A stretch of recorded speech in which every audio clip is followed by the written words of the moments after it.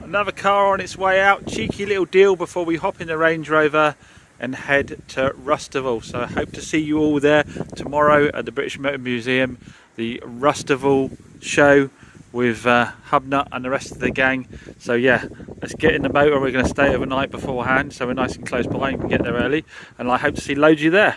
So we just arrived at Rustival, Hubnut's show.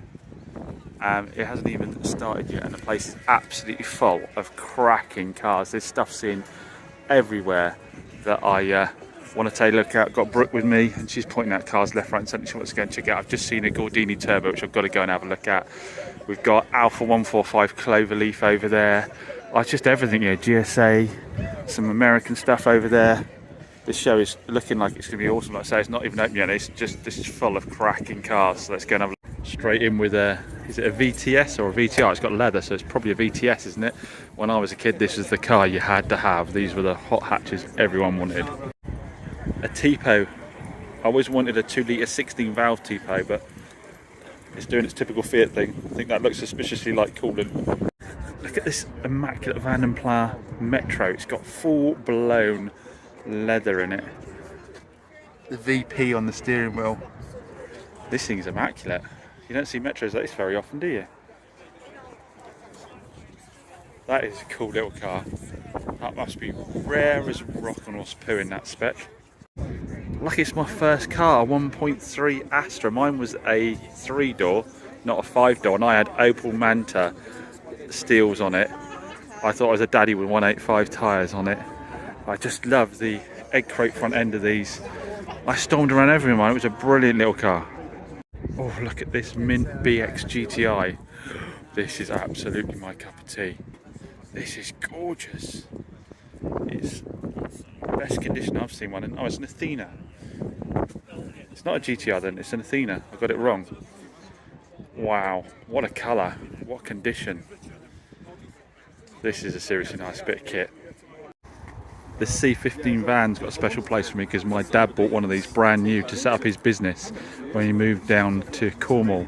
I spent many a time sitting on the back of that as he was bombing along, mum up front and the rest of us in the boot. It was just a cracking little van. I just love the looks of them now. I have been looking, I need a white one, a really good condition white one I'd love to add to my collection, so if anyone sees one, give me a shout. So this is Brooke's favourite so far, 1.3 Cortina with fantastic paint, 4-spoke alloys, vinyl interior. That's a cracking looking little car. Now you know I'm not going to walk by a Mint 156 Estate. These are still stupidly good value for money. If you find one of these with a 2.5 V6 in it in this kind of condition, just get it bought and hang on to it. Especially the red, the Rosso 130 with the tan leather. I haven't got an Alfa at the moment. I haven't had an Alfa for ages actually. This is just a 2-litre twin spark, but again, that's enough engine for this. 150 brake. They are gorgeous cars and they still just aren't really worth a massive amount of money. You could probably buy an absolute Minter for £5,000. Get them bought up now. It's funny because I've always thought that the Estate looked better than the saloon as well. When was the last time you saw one of these original Twingos? They're cracking looking little cars, aren't they? They really have aged well. Proper collectible. I don't know what they're worth now. You just don't see them anymore at all, do you? Can't imagine their NCAP rating's that great, but what a cool little bomb around. I've obviously taught Brooke well because she said she wanted to go and look at the Jag, and I assumed she meant the liveried up one, but no, she wanted to see the V12 with the tan leather. Proof once again, Hyundais don't die. We've got a Stella here. Hyundai Stella 1.6. Got a little bit of rust up on the roof line there, but other than that, it's in really good condition, and the interior is epic on it.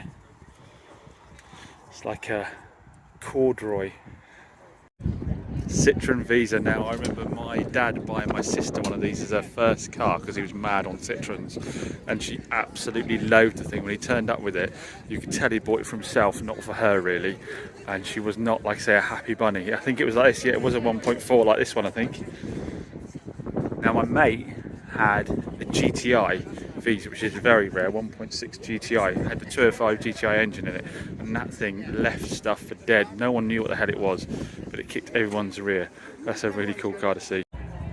So we got a Panda 100 here. So those who don't know, this is the Fiat Panda with the 1.4 100 horsepower engine. I'm probably going to get demonetized for that in the background. Yeah, so I've always been wanting to try one of these. They're supposed to be like the Suzuki Swift, just stupidly good fun for not a lot of money. So I was offered one the other day, but unfortunately it's a bit too far away for me to go and get. They're not worth a huge amount of cash, so 500 quid delivery knocks out a deal on it. But yeah, I'll be looking out for one of these on the channel soon. Alpha 33 with the Boxer engine. Stunning condition, this one, with its split rim alloys. I don't think they were split rim, they said look like a split rim. In the Verdi, is it the Verdi green, this one? Yeah, Boxer, I thought it was a Boxer 16 valve. This must be a lot of fun to drive. Fantastic condition, Spitfire here.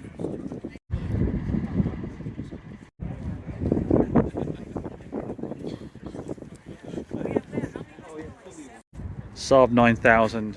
We bought one of these cheaply from a subscriber that might be watching the channel before I even had the channel, as a sort of a stopgap car for Mrs. Chops that ended up living forever, 2.3 turbo, and it was a really cool car.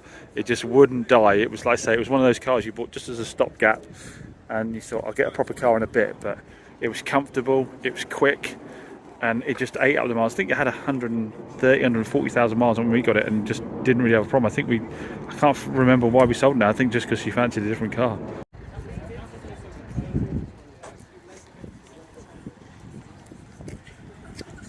This is what my mum had and drove us around to school. She did have the SRI though. I don't know if we'll come across one of those today. So many cars that we might well do. But yeah, I spent many a time sitting in the back of one of these, bemoaning my mother's driving. She had an automatic SRI and she didn't use it like she should.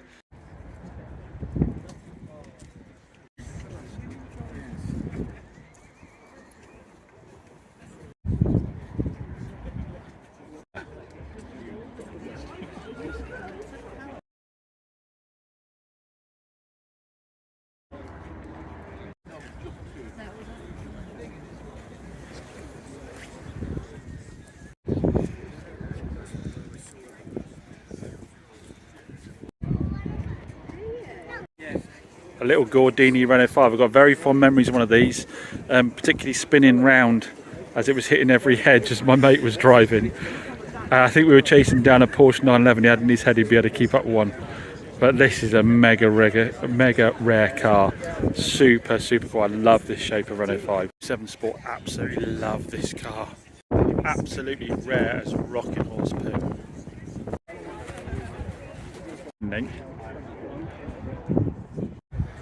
First time Brooke's seen a Citroen DS and she's fallen in love with it, which you can't help but do, can you?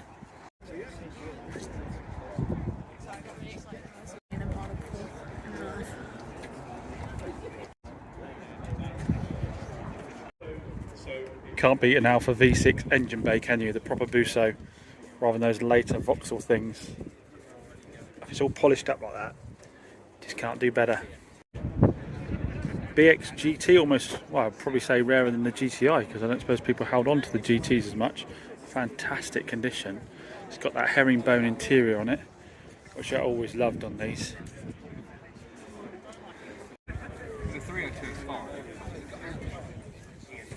Look at the size of the boot, it's absolutely enormous. Size of most flats in London now.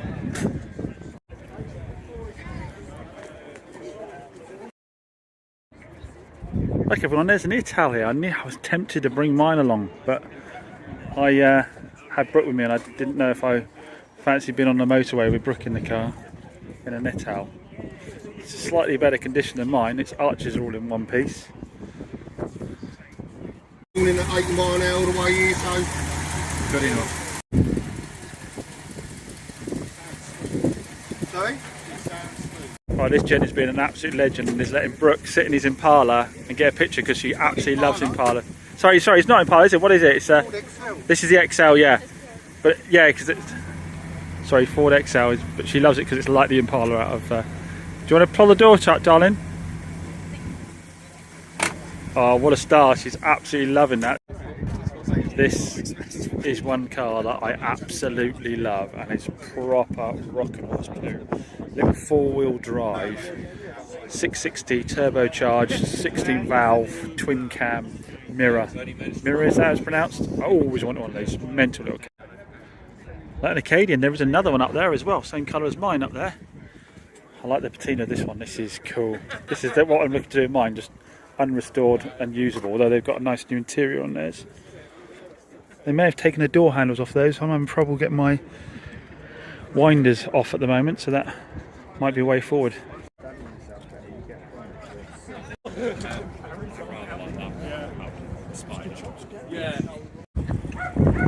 So here we have a rare car. One of our subscribers is here with the Stilo Abarth. You just don't see these at all anymore. I did actually have a Schumacher edition, which I wish I hadn't given up now. Very rare car with the GP suspension pack on it. So this is the 2.4 5-cylinder Fiat Abarth, Stilo Abarth. Many of you probably never even seen this car before in your life, but these went really, really well.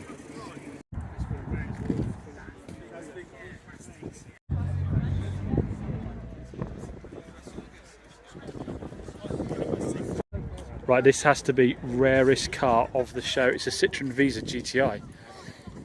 Or GT, is it? Might not be the I. Might be the GT. Oh my goodness, this is a rare car. Yes, the GTI, I thought it was.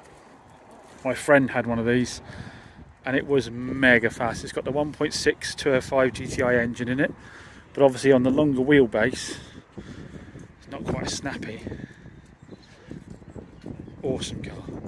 In how somebody might want to become a dealer, or are you reviewing cars? What's the deal? So I'm an open book, so those who watch the channel know I'll put a spreadsheet up and show you the cost of buying a vehicle, the cost of prepping a vehicle, what your VAT commitment is, what your warranty claim costs are, show the net profit on a car, and then if you're following the channel regularly, you'll see cars come back in 3 months, 4 months, 5 months later for warranty work.